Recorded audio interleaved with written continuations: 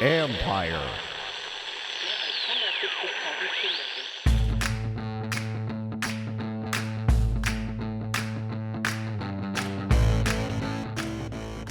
Hello and welcome to the podcast. The Redskins lose 20-15 to the Green Bay Packers, so JP Finlay from NBC Sports Washington and the Redskins Talk podcast will join me to discuss a few topics including quarterback Dwayne Haskins, running back Darius Geis, and team president Bruce Allen. Then it's just me with 5 observations, including one on a guy who got away from the Redskins a few years ago who could have made a difference these last few seasons. And now, here's my conversation with JP Finlay of NBC Sports Washington and the Redskins Talk podcast. Okay, well, now I'm back with JP Finlay from NBC Sports Washington, Redskins Talk podcast. JP, we just watched the Redskins lose the Packers. I want to start with Dwayne Haskins and just what you thought of his game coming back after the ankle injury. Better second half than the first. What'd you take from this from him? Dude, I wrote about this last week, and it was kind of anecdotal at that point. But again, I mean, I haven't had a chance to look at his final numbers, but I'm sure they're pretty ugly. I mean, completion percentage around 50-60% or something. I want to say it was about 16 for 27. The second half was actually pretty good. And he made big throws on third downs where he found some receivers. Right. He impressed me today in a way that I didn't expect, of gutting through the ankle injury. He said he hurt it in the second quarter, but there was no way he was coming off the field.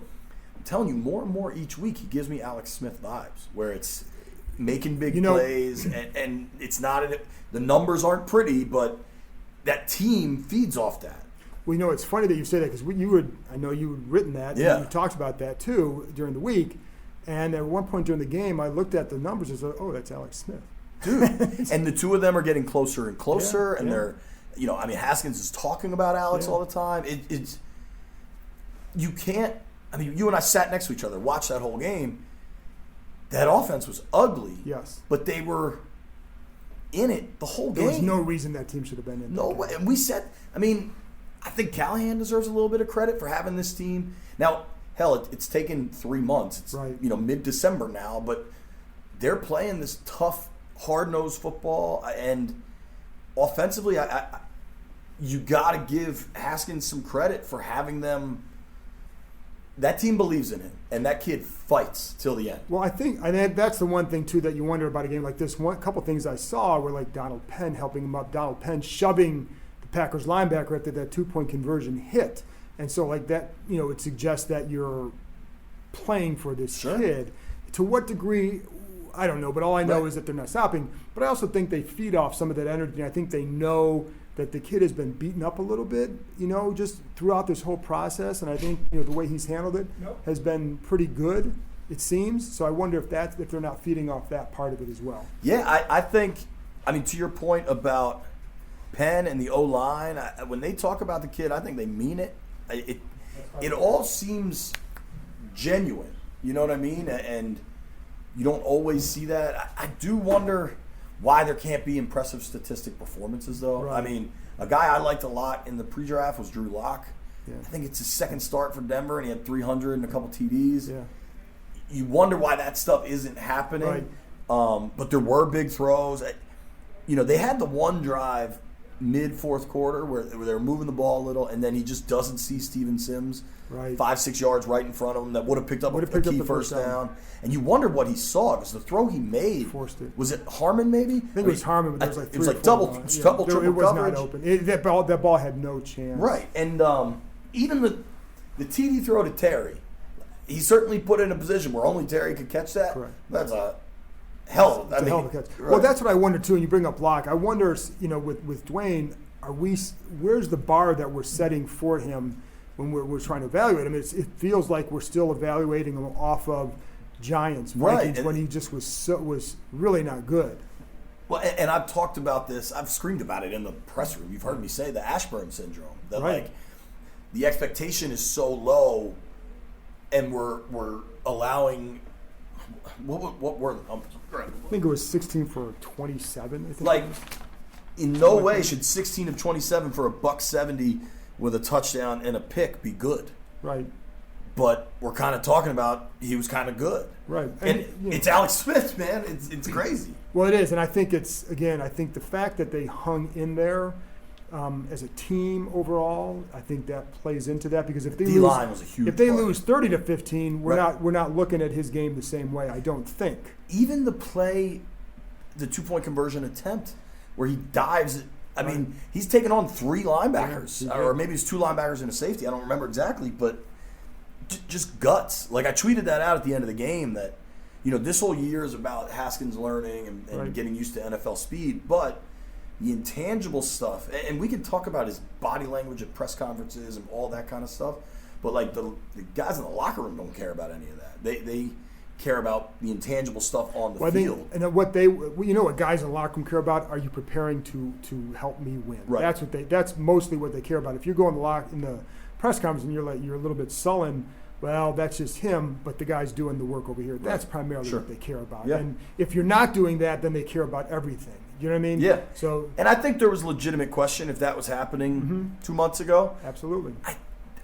From what I'm hearing, I think it's happening now. I think it's been, what I hear, it's been way better. Definitely better. And that's a good sign for them. And I also, when you look at, they're playing so many young guys too. And I think the thing that you brought up, Drew Lock, and I think they played Houston today, right? Yep. So that's a good defense. And I think what Pettin and Greg Williams do defensively makes it a real challenge for a young quarterback. And Callahan even kind of addressed that. Yeah, and I think Pettin does a really good job of moving guys around and creating some movement up front that makes it difficult. And that that Packers T line is no joke, man. No, it's not. Preston and Zadaria, those guys. And it wasn't always Dwayne. It wasn't always Dwayne missing a protection call either. There were times where they're just getting whipped up front. They were 4-man rushes. Right. So what about Darius Geis? What's the concern there? Even whatever, he's getting that MRI Monday. Whatever that says, this is now, I think it's 6 games that he's played as a Redskin.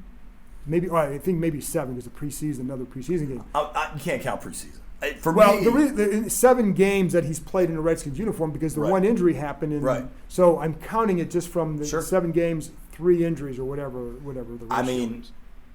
You hate it for the kid because he's a charismatic person and a dynamic player.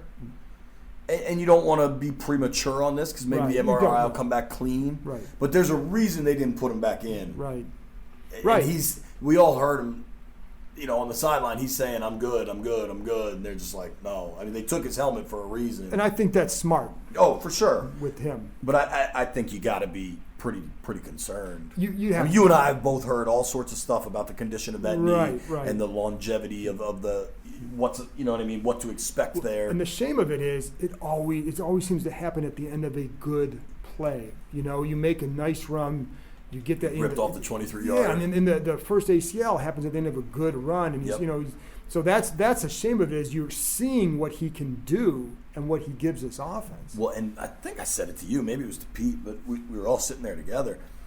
When you got into the 3rd and 4th quarter, late in that game, they're playing their brand of football where they're going to run the ball and slow this game down, and that's how they stayed in this thing. It was a pretty effective game plan, I think. Yeah. And I imagine if it was AP and Geis going downhill in that 3rd and 4th quarter, I think the results could have looked pretty interesting. Well, because when you watch Darius run as opposed to Wendell Smallwood, there's a big difference. And the way his vision and his cuts, the way he's able to press and see the backside, he sees that vision, then that's what he can do. Last thing, the big elephant in the room with this franchise is Bruce Allen. What's going to happen with him? And more smoke around that. Jason LaCanfora came out with something again today and suggesting that some changes could happen soon.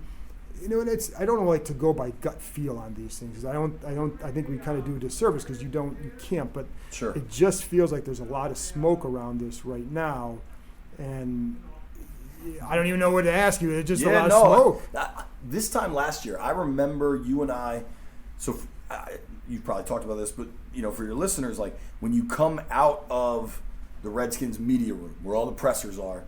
For us, we have to go around this corner and walk up a fairly steep hill to get to the Redskins media room where we do all our work. I remember you and I walking up the hill last year, looking at each other, 100% confident Bruce is coming back. Yes, no doubt about it. Absolutely. I don't feel that way right now. I can't say that I'm that No. way right now, and it's not because I'm saying that he's definitely not. Right. I just think there's a much harder evaluation going on right now, and I think if you don't do that, you're doing your fans a disservice. Yeah, I think it seems a little bit that he's, for the first time ever, it's starting to look like he's on the outside a bit of kind of whatever that inner circle is, and so much of this is intangible that you can't describe. Like it's just sometimes you realize the real value in being on the beat and just the subtle things we see every day, right, and how you can compare that to months, years of knowledge and seeing how it's slightly different than what it was. You know what I mean? Yeah. And it just, things look slightly different more and more. And I don't, and this is all speculative, it's right? speculative, Yeah. and it's hard because you can't, with a situation like this, because we know what fans want to hear. Right. So you have to be really careful with what you say because Big you time. can't. I'm not going to sit there and give false anything to anybody, nor are you. But there's more smoke, and that's what I'll say. There's just more smoke. Where that leads, I don't know. And I think there's, I think it's going to be an interesting couple of weeks to say the least. Well, and I think in some way it kind of, I don't want to say accelerates the process, but I think now that the playoffs is officially over and any, crazy scenario of winning out and the Cowboys losing and the Eagles losing and all that is over, the evaluation period can probably begin more in earnest. Sure. And I think one of the things that hurt the eval last year is that you had, first of all, the injuries tainted it. I think the Brian Lafemina thing prevented a harder look at everything else. Right. This year, the focus is going to be on the field. And are you putting the right product in the field? And if not, why? And who's responsible for that? And that's, I think, that's where I think we're going to see the evaluation take place. And there's just going to be, I think, a harsher look. And I wouldn't count out the business side of stuff too. Right. I mean, what FedEx has looked like, and right, and those stories have become national. Like when it's ESPN pointing out the $4 seats, you know what I mean? When it's Sports Center, it's not. And the other owners notice that right. stuff too. That stuff too, because they're be careful there. Yeah, they're. They're all. One extremely flawed theory that a lot of fans have is that Dan gets his what's the TV rights check? $350 million? Yeah, something outrageous. And I've seen this on Twitter, and I've heard people say, like, oh, he gets that check, he doesn't care. One, he absolutely cares. He cares very much. He's an incredibly competitive person. Yeah. And two, the $350 is great, but ideally they're bringing another 100 in. Correct. Another $75 million there's in. more that you can bring in. Right. Yeah. And they're not getting close to what those numbers used to be. And I don't know much about billionaires, but you don't get to be a billionaire by leaving money on the table. No, and you want to make all the money. Listen, one of the things that I've always heard that he likes about Bruce is the ability to save money. Sure. So the ability to make money goes along with right. that. So I don't think I wouldn't take that lightly at all, and so that's why I think it'll be an interesting couple of weeks for us covering this. It's also, with Vinny, when Vinny finally got axed was when everything fell apart. Yeah. And 3-10, I think maybe I think they beat the Giants. Certainly, if they played this brand of football, they'll beat the Giants. I even think they could maybe beat the Eagles. I don't know. And that's the thing. If they get to 5-11, I don't know what it means for anything. But if you're 5-11 playing a certain way, you can say, listen, this team got better over the course of the season. But I don't think it's because. Sure, but I don't know anymore that. I just. And I wouldn't say that should be part. Right. I think you can separate that from the evaluation Totally. that needs to I take think the big picture evaluation is what's. Here's what I'll say. I think for a long time, all the evaluations on Bruce and the jobs that the front office were doing were kind of looked at in a vacuum to that season. Right. To 7-9, we were close. We had these injuries. Right. 7-1. If we just make a kick here or there, and you can kind of look in that vacuum, in that bubble, and think it works. I think this year, the entirety of the record is being looked at. That's what I would tell people, because when and this will be the last thing, but when people say, what if they finish strong? That's always been my response, is I do think that it's more about the 10 years, and it should be. If it's not, then you're doing it wrong. Exactly. Because you can't look back over the last 10 years and say, this is what I want from the franchise. You have to say, why haven't we won? If you're the owner of the team, that's what you have to say. Absolutely. Well, whether he does that, I don't know, but I do feel like it'll be an interesting couple of weeks. The highlight of this interview was when the equipment guy tried to throw your phone away. He did, but he did throw my waters out. I know. So, and I hope you guys all hear, more. this is a clean room now. Yeah. It wasn't quite as clean when we started. So Yeah. Thanks, JP. Thanks, Con. After this break, I'll be back with my 5 observations, including one on a guy who got away from the Redskins, somebody who definitely could have made an impact over the last couple of years.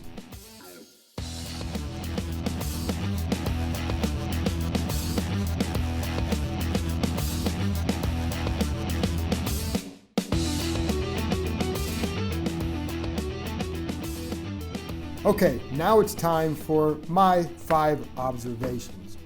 Number 1, when you talk to guys in the locker room after the game, they mentioned how big it was for quarterback Dwayne Haskins to play through his ankle injury.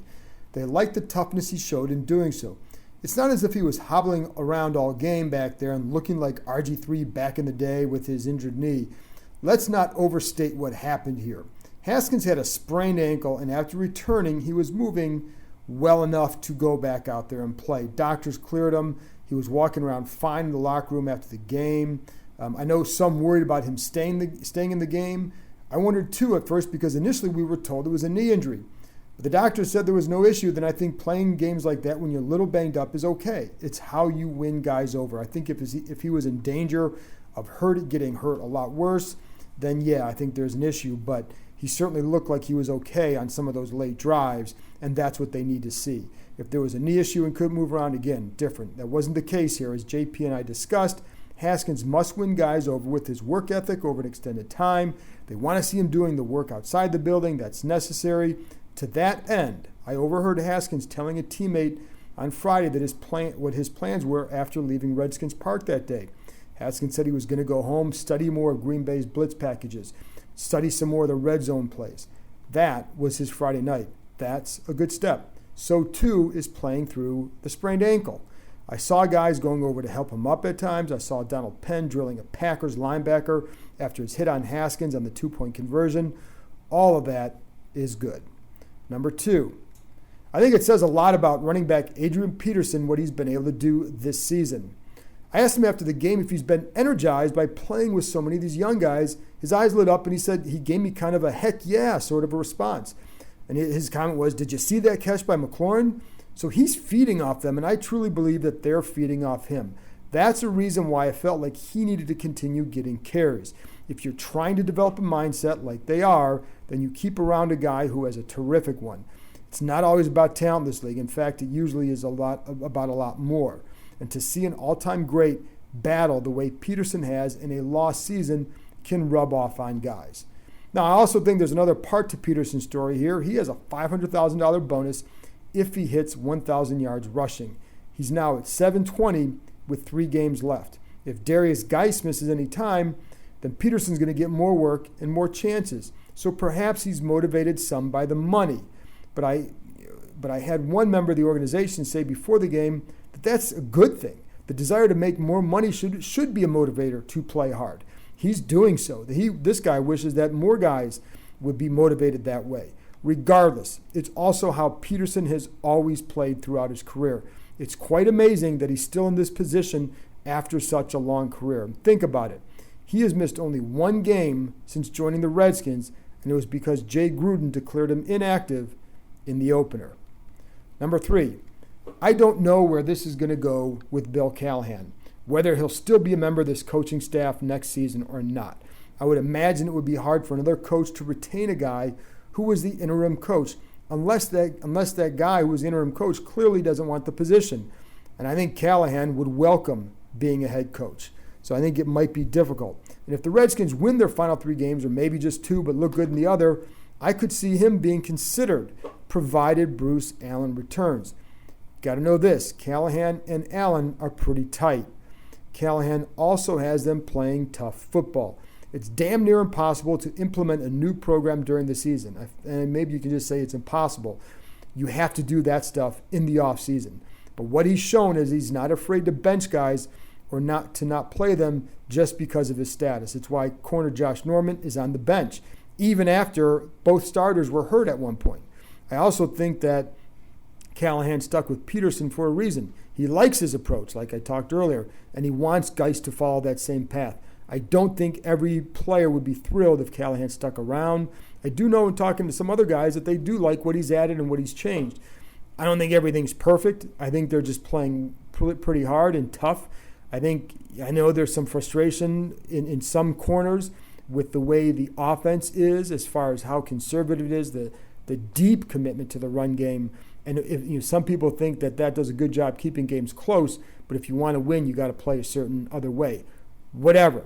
I also know that this team seems to be taking on a little bit more of an identity, and I think if nothing else, it should show them what sort of identity they need to develop moving forward.